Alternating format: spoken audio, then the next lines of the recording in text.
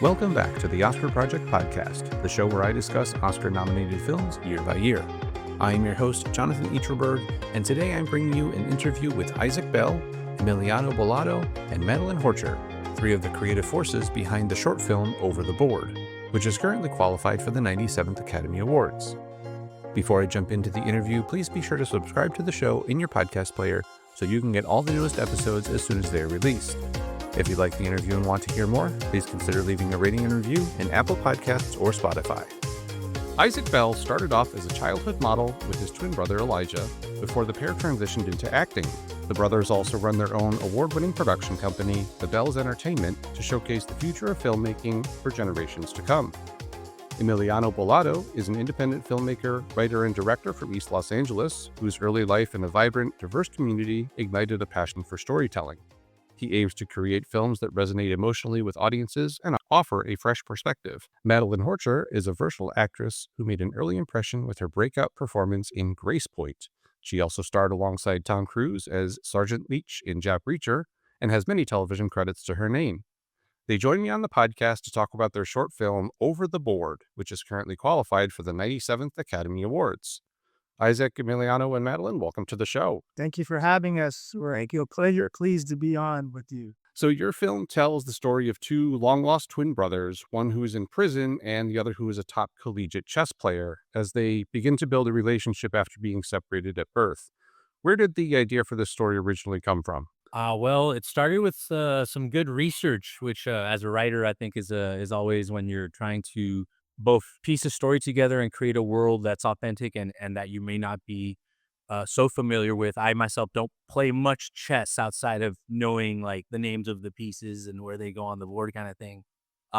So wanting to familiarize myself with the game, finding a good dramatic premise. I knew I was writing for Isaac and Elijah at the start, which is always also an interesting point to start with, right? So we knew we were going to want to write a story about brothers in some way and about chess in some way. So I did a little research, and it was really two key stories I came across that kind of were the germination of the whole idea, the inspiration. On the one hand, actually came across a lot of stories about real life incidents about identical twins separated at birth who then meet for the first time at a certain point in their lives already as adults, having gone through, essentially their whole young adulthood, childhood Sure. and in watching all of these on camera moments of these real, this real first meeting, it was just so emotional. It was so cathartic to me. It was like the kind of stuff that, just kind of brings tears to your eyes just off the sheer emotion of the moment. Right. So that to me was like, wow, it's some powerful stuff that I think, was like, if we can build a story leading up to that kind of moment.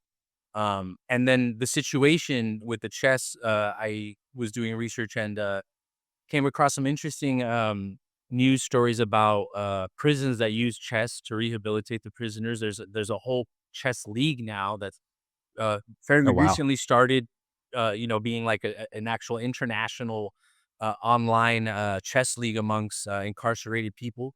And then there was one particular story about Ivy League school that went into a prison to play the prisoners, and there was a photographer there.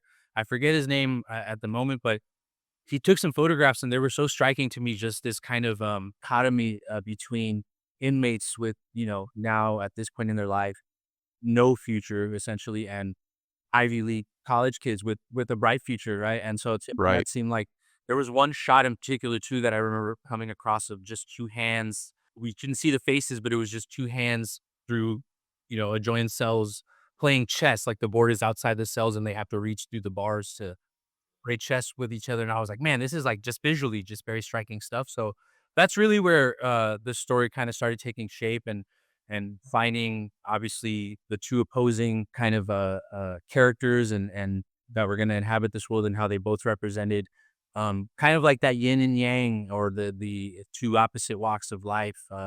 And in the chess, the kind of the black and the white of it, so we lead into that once the story took place, and wanted to make a short. We knew it was going to be a short, but we wanted to ultimately tell a complete story. So I think it was also that in mind of exploring characters enough where this relationship felt like it was something that we really went on an emotional journey and got from the beginning point through to the end, where when we got to that meeting, it was, something that felt earned and real and authentic and all that. So, and the chess also had to be authentic. So that's a whole nother, did Sure. a lot of Yeah. work and brought on a whole chess consultant and all that, which is a lot of fun stuff. But yeah, so, it was really some good research and coming across compelling stories that kind of inspired me as a writer.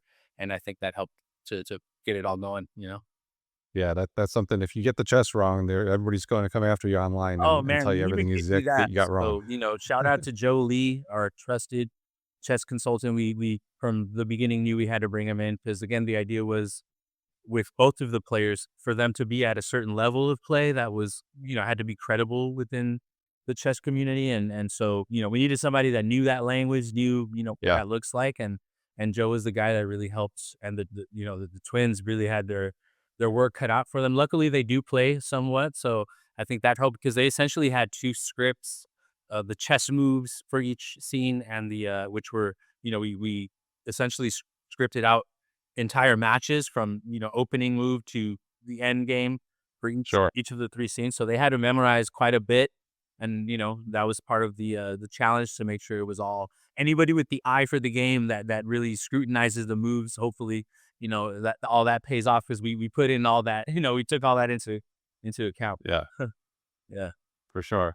Now you mentioned it a moment ago, the black and white aspect of the film. I loved a lot of the imagery that you used. The chess pieces, there's a lot of mirror images, whether it's reflections in glasses or, actual kind of mirror moves on the chessboard from what I saw. Or there's even one scene, I think they're in the various beds and it's kind of edited together in a split screen with them facing each other. Talk a little bit about how you went about putting all those little pieces together and building those images throughout the film. So really the glasses, that chess, crazy enough, the chess board reflection in the glasses was not intentional. We were actually kind of worried about that. That was like one of my biggest things when we were editing. I was like, oh my God, this might be a problem because Well, yeah, it was a happy accident. It was one of those we knew Isaac's character was going to wear glasses, and he went out and tried different pairs. We because we were doing everything ourselves. Madalyn and Isaac were essentially the wardrobe department, and Isaac went out and found his full wardrobe. He put it together himself, found the glasses.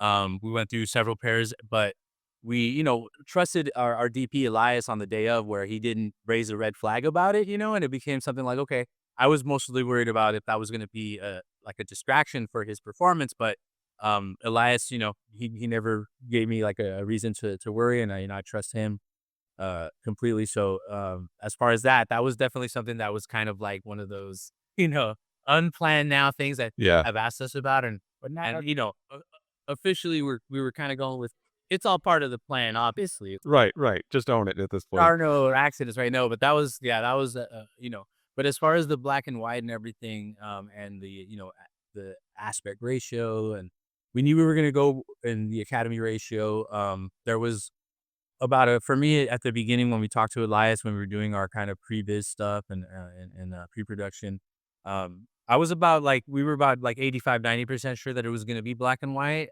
We weren't luckily with with digital and with the color grading process now you don't have to bake anything in 100%.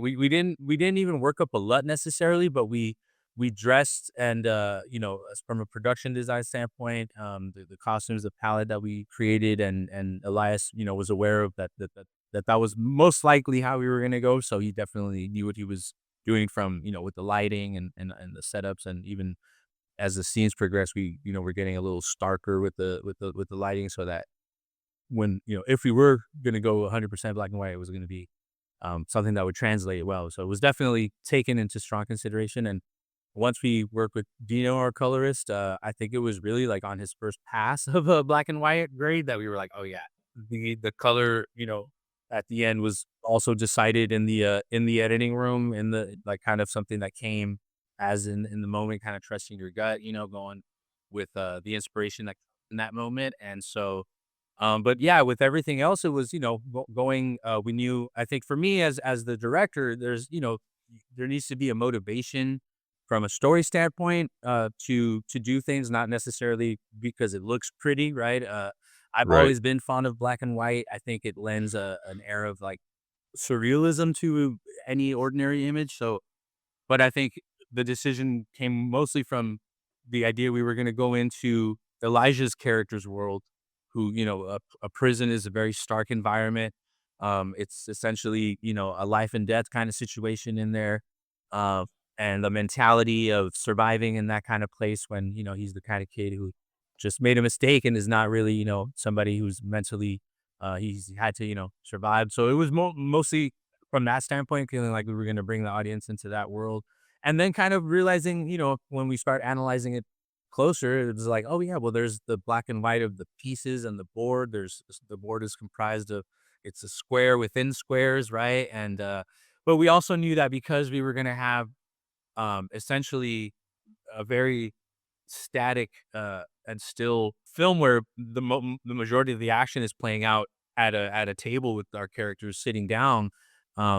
The 4:3, creating just tighter frames, more intimate frames, and when it came to them essentially having that progression in their relationship, right, from starting at a distance and getting closer to each other, that would play well. Elias definitely, I think, just worked his magic with that, aspect ratio and created some really beautiful, just close-ups and what he was able to do with that. So it was all, I think, from a story standpoint, I think that's always the intention, is it all helps to. Yeah, I think the actual like terminology that we used throughout the editing was that we wanted the coloring to be both like visually exciting, but also like a metaphor for both of their lives. I think that's what we kind of all discussed, especially towards the end.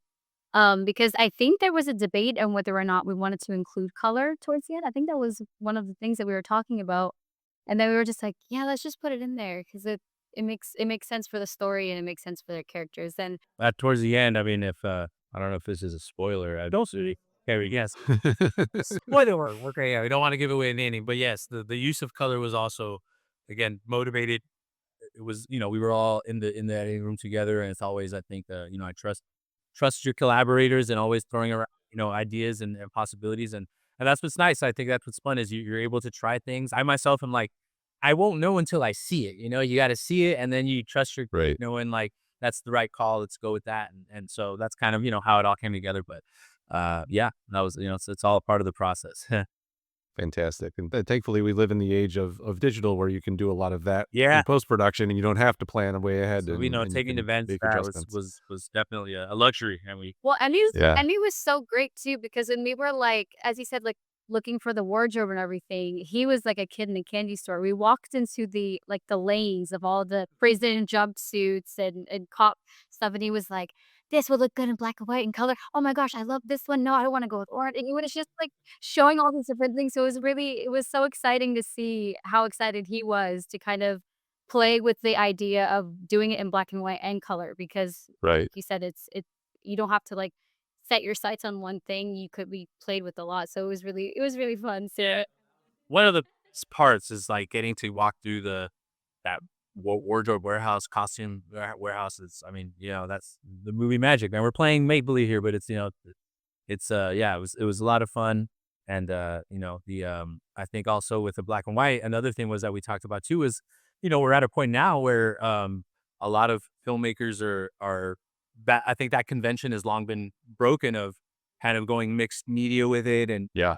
there was a lot of films, Oppenheimer, I think most notably, this last year that went with that, what before would have been a radical kind of like breaking that, that continuity of cinema, of the lighting and the look. But I think, again, for us, it was like because we also thought about, we had that conversation of like, we don't want people to think we're just kind of hopping on the on trends, Right. Yeah. like trying to be all artsy. Just doing it to be cool.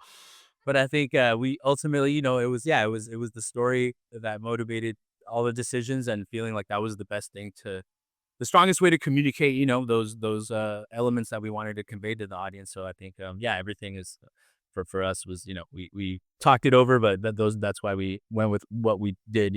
Sure. And I also liked how the film addressed that age-old debate, nature versus nurture, whether, two twins born in the same way, they share all, like you say in the film, they share all their DNA, but they're a product of different environments. What kind of was the idea of, you mentioned you kind of seen some articles and some things about that in real life. Hmm. What were you trying to say about that idea with the film and putting them in the two different roles? Yeah, I mean, I think as a writer, again, I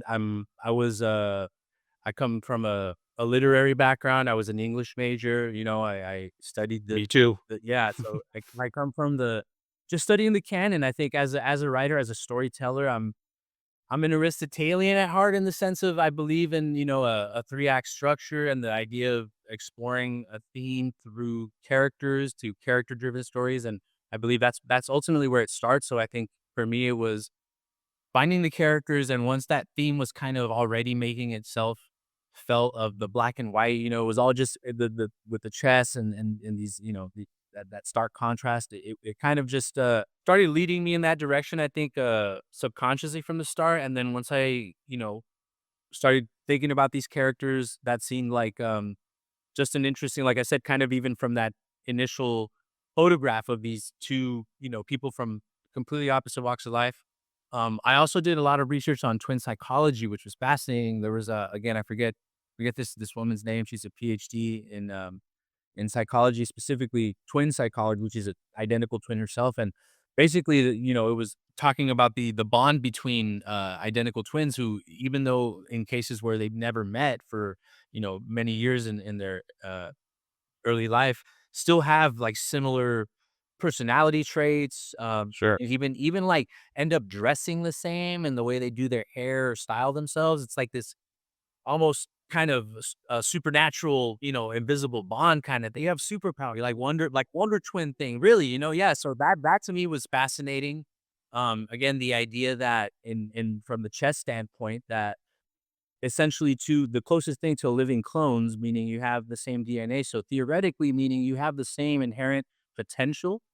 But in the nature versus nurture debate, I do believe that we're products of our environment. I come from an educator's household. My parents work in the community that I come from as a son of immigrants, and they work with largely Latino communities here in East LA and in the schools. And that's kind of still at the forefront of the battle in education for people of color, for disenfranchised communities of it's the idea that there isn't really equal opportunity when people start at different points, given how Right. the environment they're born into. I mean, yeah, somebody that's born to wealthy college educated parents versus somebody who's yeah, goes through the foster system. I mean, even learning about the foster system and people that go through that and what that does to your to your mental state. And also all these things, I think definitely, once the characters took shape, we knew it was going to be, I think from creating the tension in the story, right? It was going to be the tension between both of these brothers and wanting to, get to know each other, establish a relationship when they're literally worlds apart, and what that would, play out as in that setting. But I think, yeah, coming from, I think, my own experience of just in that debate. I do believe it's a bit of both, because it's so much is in the genes and so much is I do believe in the, like, talent like that. I think especially with chess is like you're kind of born with a gift. But I think if you have people in your life that are that are nurturing that talent versus you've never had somebody push you and support you, Right. then I think it's only natural that you're not gonna kind of develop at the same track. So I think from both a narrative standpoint and kind of like a sociological standpoint, that was the kind of theme and the dichotomy that I found myself leaning into and writing into their characters, and just became interesting to explore, like through the drama of the story, and definitely making it the subtext, because I think for me the story was about brotherhood. It was about is brotherhood a given? Is being family a given just because you're blood, or is it something that becomes like any adult relationship, something you have to consciously work at?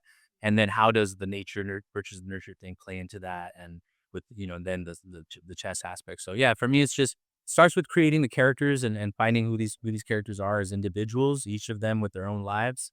And I think, again, the black and white pieces, and thinking of the, one in jail, one in college, it all just kind of started uh, developing that way. It starts kind of writing itself at some point. Yeah. Now, Isaac, you and your twin brother are the stars of the film and also co-writers with Emiliano. What is it that you like about working with your brother on projects like this? Because you've been on a number of different projects together from what I see online. It's always a gift being able to work with him. We know each other so well, so naturally that chemistry is just going to be there. Um, but specifically with this project, we, I believe, became closer in a way, because we knew that in order for us to serve justice to these characters, that we'd have to spend time apart from each other. Um, so we did a little bit of that. Going into the project, we spent time away from each other as much as we could. But when we got into filming, it was like a world that I'd never have felt before. So it was like the bond became closer with us. So, being able to work with him is just amazing. He's also an incredible actor. So he always gives me everything that I can ever ask for in a scene partner. So. Yeah, I will say they're very supportive of each other. Throughout the whole process, they kind of it is really strange, even in real life, they can, like, read each other's minds. It's freaky, like, kind of being around The it. superheroes, I'm telling you. Yeah, this is a superhero film, no. No, but it was really, really cool actually watching them rehearse as well as memorize the chess games. We were kind of behind the scenes the whole time with them, so seeing them play, they push each other to, like, their absolute limits. So sometimes it would get heated between them, and it would be really funny on my part, but then they would kind of come together and be like, "Alright, let's take a break. Let's support each other through this, and we're gonna get this, like, make this happen." And then it was very fun. And then for me as the director, I'm able to just like channel that into the performances because yeah, it's I'm the older brother, I'm the oldest of three, so I think even if you're not a twin, just being a sibling is like you understand. Sometimes you butt heads, but I think especially as twins, yeah, like Madalyn's saying, they're not only the leads, but they're the producers.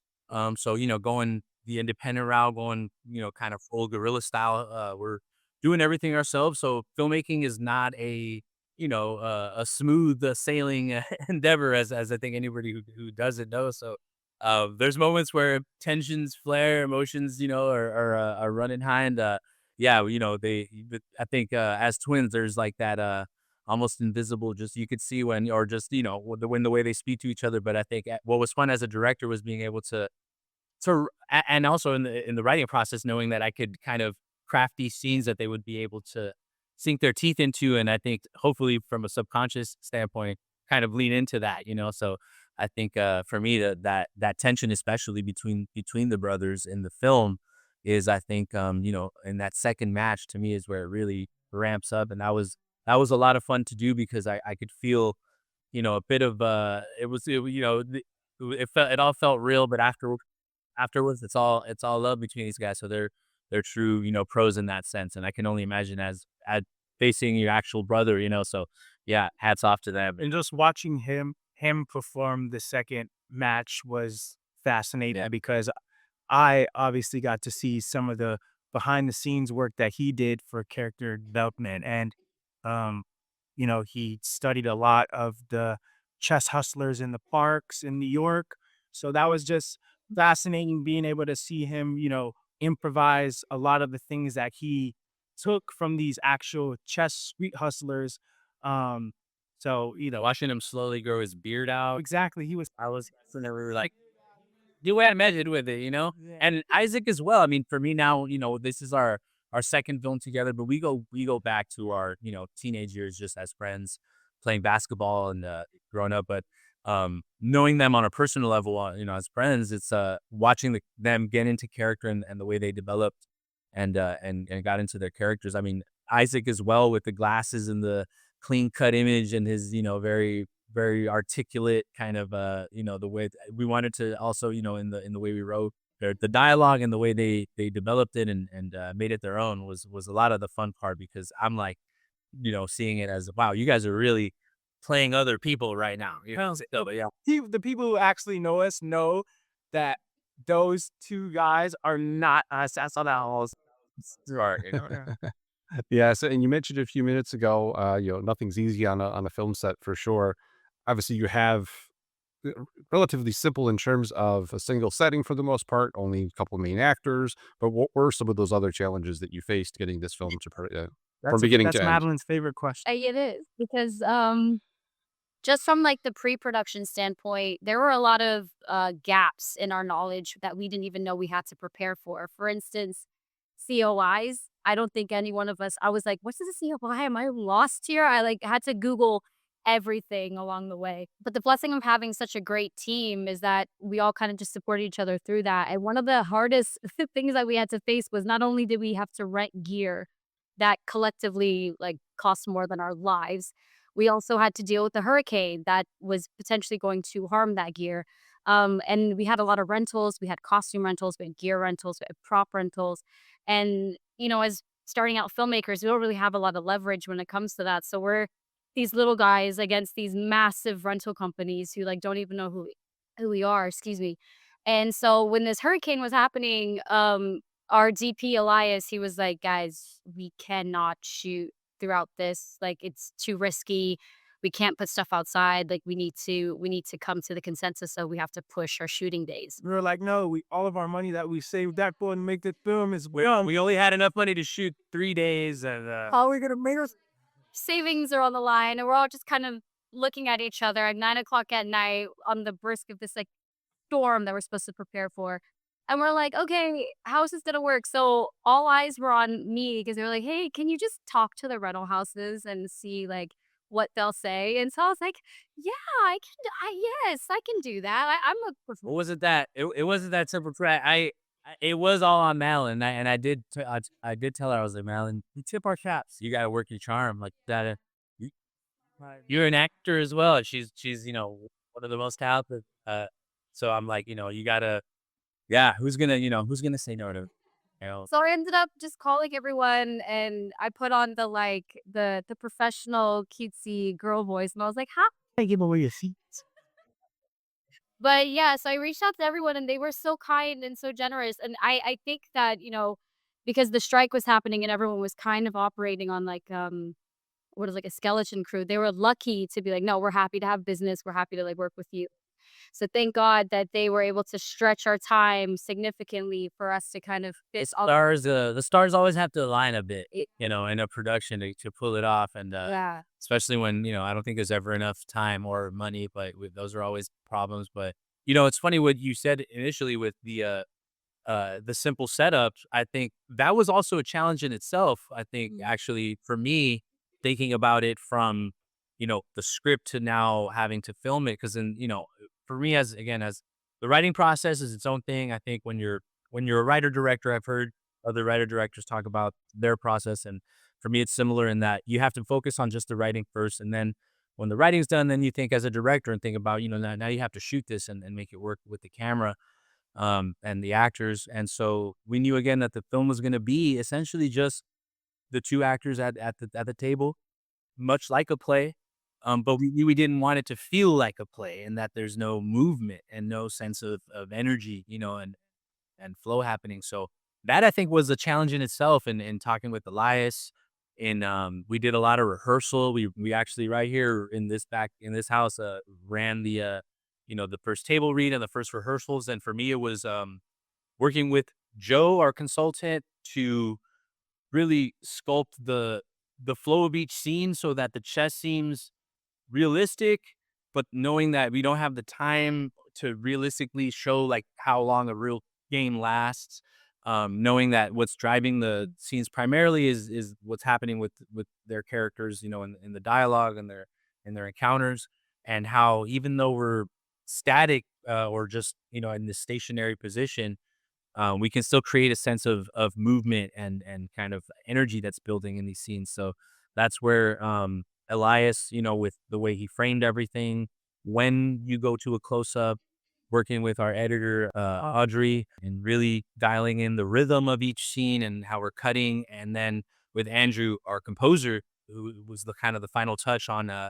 For me, I definitely knew that music was going to play a big role in adding that kind of final bit of dramatic kind of energy and when that music came in, when it dropped out, it really specifically kind of lend to that, that sense of dramatic tension building and release and all that. So I think for me, yeah, that was a challenge in itself, but I think that's, all part of the process, and trusting your collaborators, and everybody, that I mentioned played a crucial role in, and including, us here just in the editing room, every decision, every cut, being like just meticulously mulled over until everything felt like it was, as good as it could be. So that's, I think, the fun of it, and it can also be, yeah, that's where you have to kind of yeah, accept those challenges, and how can we make it work, and then also, yeah, knowing that we don't have time or money to get necessarily like all kinds of crazy shots, like we had the enough to get the bare bones, and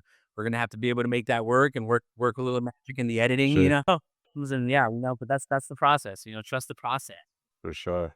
So as we record, we're heading into the end of 2024. Just wanted to ask if there's any festivals, any other screenings, anything coming up where people can check out the film if they're interested.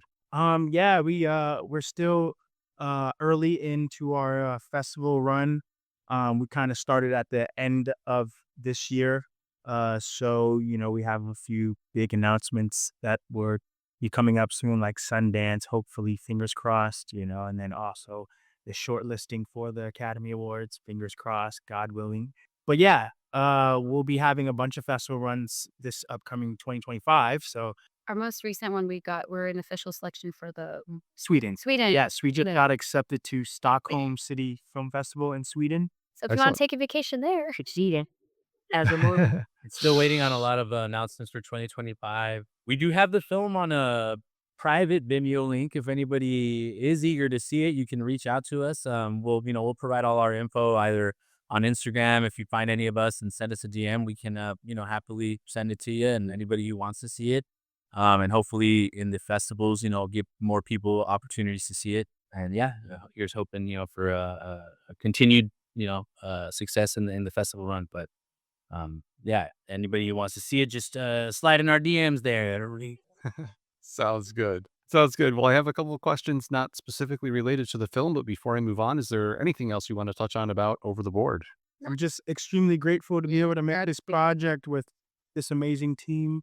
And hopefully we can continue to strive and make more projects together. And There was it's something that we talked about, uh making a feature. I mean, the goal is to make a feature as a team. We're all headed that way. That's the collective and individual goal, I think, for each of us as storytellers, as filmmakers. And so you think this story is definitely, for me as a writer, as the director, would be something that I would be interested to explore on a larger scale. But we have a lot of ideas in the works, a lot of things that we're hopefully in development, and hopefully more big things coming in 2025. So stay tuned. just extremely grateful to be able to work with these amazing people. I About finding the right people. wouldn't want to work with anyone else. Way. Great. Well, this might be the hardest question I ask, but if you had to pick your top 3 films of all time, what Oh, would we they all have be? those. And I'll let you guys argue over who goes first. Letterboxd.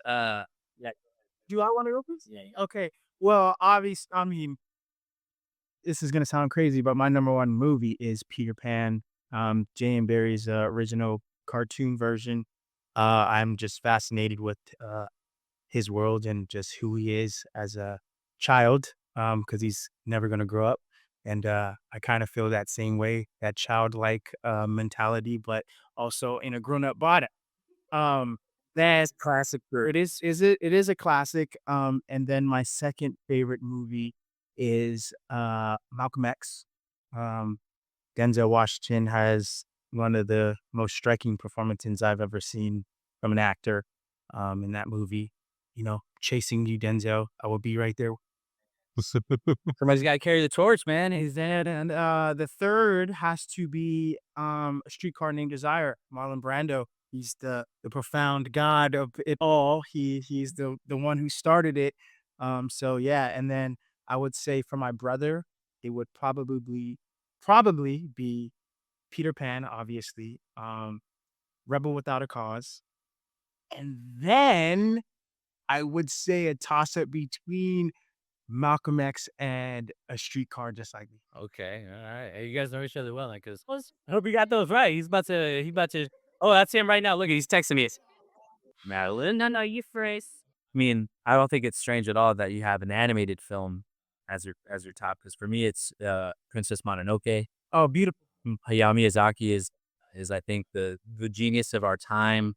He's to me one of my greatest inspirations. Everything he's done has had a profound impact on my life. Mononoke for me was like my Star Wars moment as a kid when it came out in like I think it was like 99, 2000 maybe when it got over here. But I was 10 years old, so that was just blew my mind in a way that I think few films have, and still has that hold now as an adult. It's still a film I've seen several times, and I think for me those favorites are the ones that you can revisit throughout your life and still hold up in even new ways. So, I mean, I can easily fill my top three with his films or Takahata. Or I'm a huge lover of animation and hope to direct and make films in animation one day. But so Mononoke would be my number one.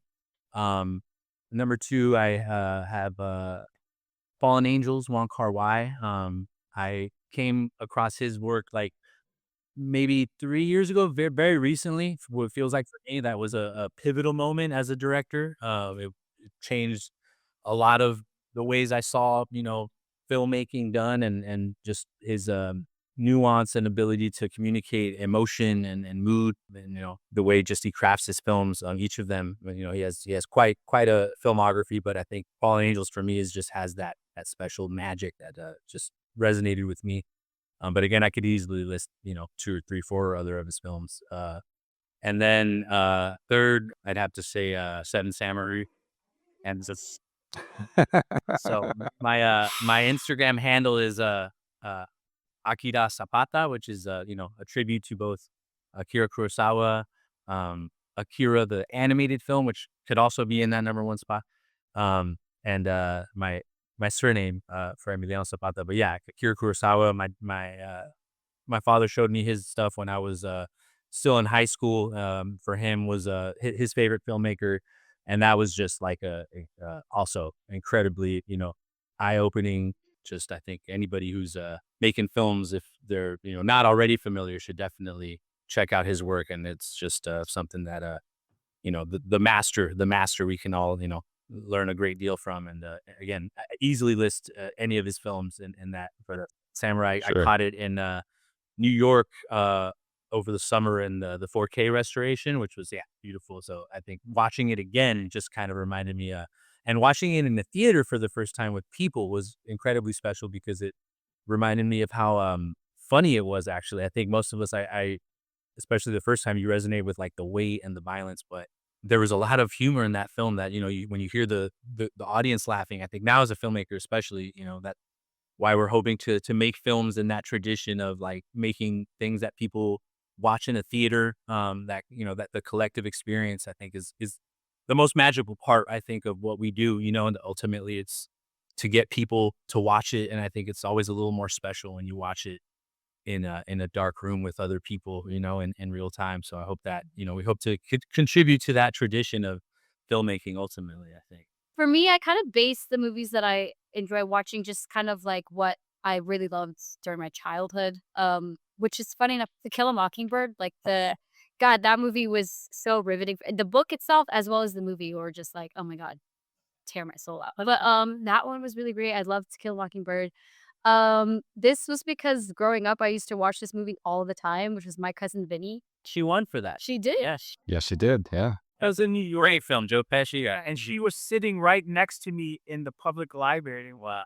She's watching a performance, and then I was watching a performance. She was, I think, one of the youngest at the time too. It was pretty young. Right? She was. Oh my gosh. I literally I'm obsessed with that film. I think she's someone to be modeled after, like as a female actress. And then also someone, I mean, I love anime. He's more of an anime buff than I am. I kind of recently got into it like maybe 4 or 5 years ago.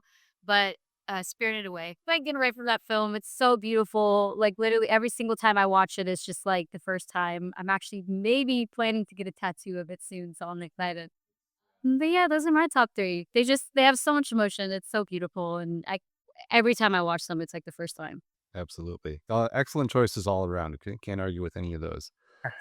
Now, a similar question, but a little bit different. If you could invite any three movie characters to your next dinner party, who would they be? Phew. I would bring, this is gonna be crazy. Uh Rafiki from Mikey. He would just speak so much wisdom. And then I would say probably Fender from Breakfast Club. I mean, he just Fender's just a cool guy. You just need to have a cool guy around. And then, I would probably say Bruce Wayne. Okay. You can get him to pay for the party. Then it'd be a real nice party. Nah, the Joker. Nah, I need Wayne to eat you scared. I need Wayne. I need to understand that. I don't know. I don't know if I could answer that. That one's really hard to. No, I think no. Emmy, you go. You. Oh man, yeah, that is a great question. Vito Corleone. Get some business advice on how to navigate this business of movie making. My financial advisor, Morpheus. Oh wow. Morpheus Oh, good from one. The Matrix for some philosophical wisdom to keep my spirit and mind aligned. And then the man with no name, Blondie from the Good, the Bad, and the Ugly trilogy, who doesn't say much. So I think I'd be interested to see what I could get out of him. What Yeah. private conversations we could have. So yeah, I think those would be my three. Oh my god. Okay, I don't. I'm gonna be so honest. I don't really know if I can answer this question. I'm like well, Emmy's just a genius, so it's like that's crazy. But oh my gosh, you know what?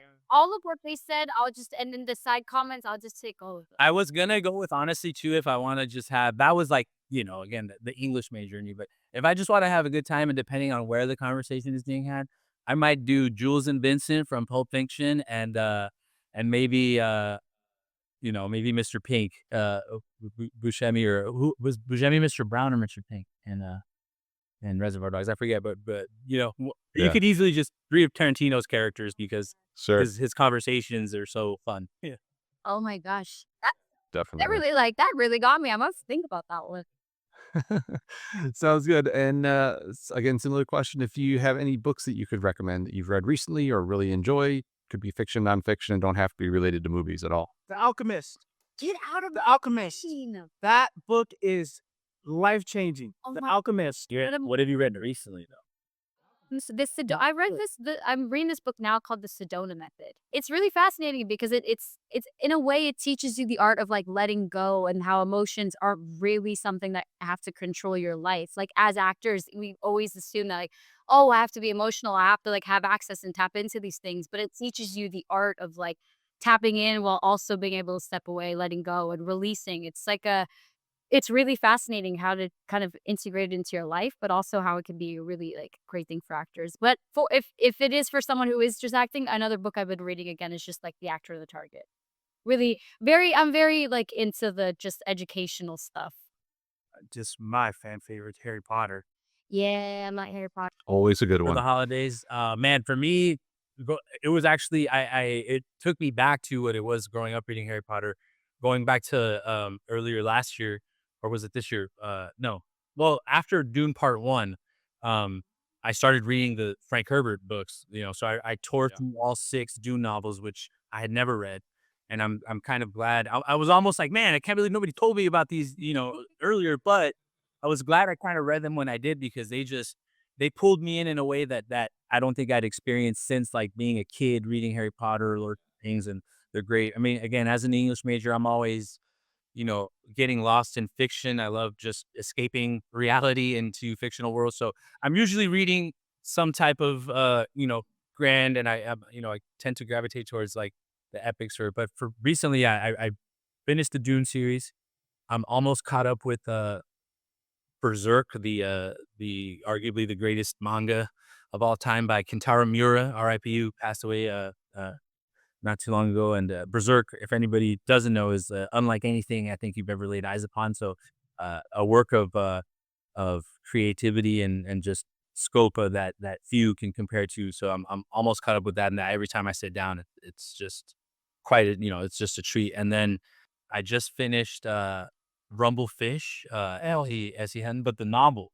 I read her original novels, The Outsiders and Rumblefish. I saw Outsiders on Broadway in New York when I was out there, and it was an incredible production. So it made me go back to the book, which I hadn't read since high school, and then I read Rumblefish, and I think just those also, and they're short, incredible reads.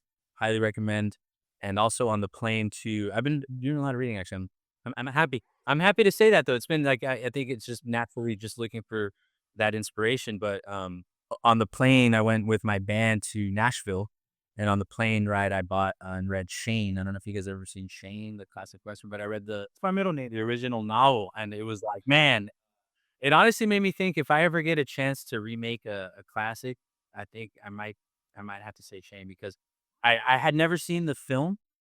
I'm ashamed to say, as a lover of westerns, I hadn't seen Shane yet. So I read the novel first, and then I watched the film, and it was like that experience of like I remember reading Harry Potter right before the first movie came out, and when they announced the casting, I was like, it's that moment as a reader where you're like, this isn't how I pictured Yeah. or the characters. Like your own imagination is ultimately the greatest movie studio Yeah. there is. You know what I mean? So I think as a reader, I'm always looking for those, stories that just sweep you away. And I think there's no wonder why you'd be surprised how many films just come from, That's literature. great. So I need to get on my reading yeah. game. More like fictional stuff. I mean, Hollywood studios still have whole departments that just go out and Well, auction novels before they hit, shelves because that's where a lot of the best stories come. that is very true.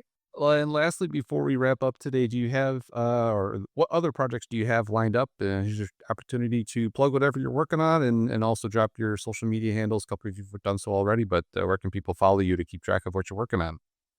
Well, all of us are still aspiring artists, so we're us two, Madalyn and I, and my brother, going through the audition processes still to Yeah. get that next one. As every actor knows, it's not easy, but Yeah. we find ways to get through it and find the joy into that.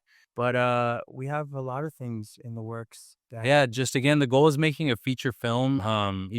Ideally, I think because we're so passionate about telling original stories, I think it's been a great year for independent cinema in the last couple years. With some of these now bigger players like A24 becoming a full-fledged studio and Plan B. Neon. So there's a lot of, I think, ideal places for us that we would be kind of like a ideal dream partnership. But again, it starts with the story. So right now we're, working on a feature idea that's, again, ideally would be an in-house production with all of us at the helm. And we got to get, these guys, Isaac and Elijah, their chance to shine. And I think, people will see that, they have the stuff, man. And I think we're eager and staying Definitely. humble, staying hungry, but just, motivated to, just continue making films. And, so I think at this point, using the festivals to try to just, network and get ourselves out there. We're coming from, humble beginnings, just, completely independent, just throwing ourselves into this Any and upcoming filmmaker or actor, yes, always wait looking for through. anybody, just do it. Yeah, believe in yourself and just go out there, make up. Do it. Make that movie. Make it. And yeah, you could find us on all the on the social media platforms, the Bells And Entertainment, or our personal pages. My Instagram handle is at Akira _ Zapata, Zapata.